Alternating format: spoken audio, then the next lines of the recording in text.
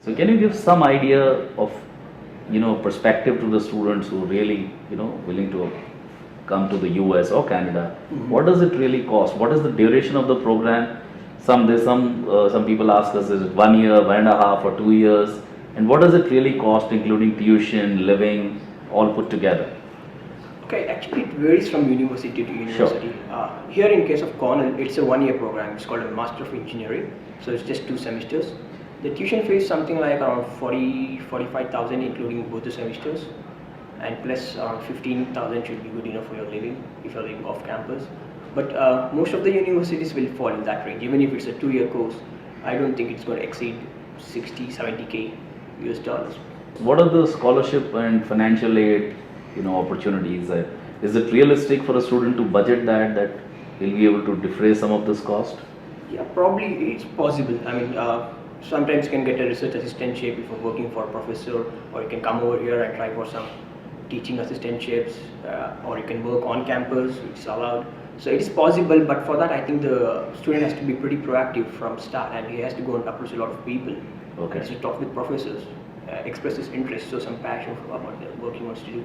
But realistically speaking, Not everyone can get that. It's just fair. just a small subject for the entire student to come here to get that. and what about on-campus jobs, which it's like 20 hours a week you people are allowed to work, I believe. So is that realistic to find that kind of a job with the exacting program that you are in? With the number of people coming to the US universities these days, the competition is pretty too much. Okay, so to get it's a pretty job on tough. campus. So yeah, you have to be proactive. The moment you arrive here, you have to go and network with people, talk with them. So realistically speaking, I wouldn't say that everyone would end up with a on-campus job.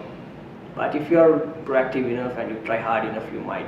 But I don't think that's a thing you can bank on for sure that I'm going to get some aid or some other. So therefore, the students who are, having this dream of pursuing, an engineering program, a master's engineering program in the US or Canada, should realistically budget about 60,000 US dollars and about a year or 15 to 16 months kind of a Living thing, to.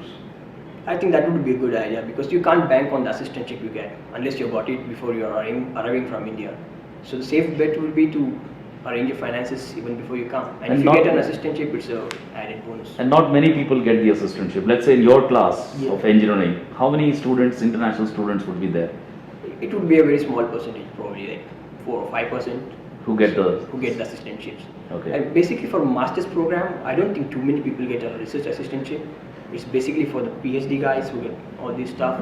So you do end up getting some teaching assistantships and grader positions and other on-campus jobs, but it's not a big percentage, to be honest.